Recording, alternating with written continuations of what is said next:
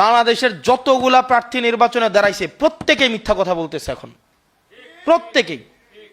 যতগুলা সংসদে যাবে ইনক্লুডিং আমি সহ হচ্ছে এখন মিথ্যা কথা বলতে হবে, বাধ্য হইতে হবে আমাকে। আমি চাই না মিথ্যা কথা বলতে, আইনের কারণে।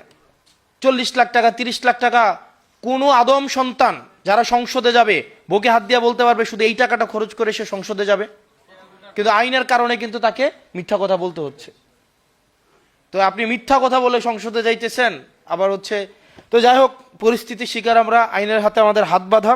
সংসদে এই বিষয়গুলো নিয়ে আমরা কথা বলবো, যে এই বিষয়গুলো নিয়ে ইনশাআল্লাহ আল্লাহ যদি রিজিকে রাখে, আল্লাহ যদি তৌফিক দেয়, এই যে বর্জুয়াদের যে আইন বানানো এবং হচ্ছে আমাদের যেই মিথ্যা কথা বলতে বাধ্য করা, অসৎ হইতে বাধ্য করা, এই জায়গাগুলোতে হচ্ছে আমরা যেন জনগণের কাছে যেন আমরা স্পষ্ট হইতে পারি, জনগণের কাছে যেন আমরা সৎ হইতে পারি।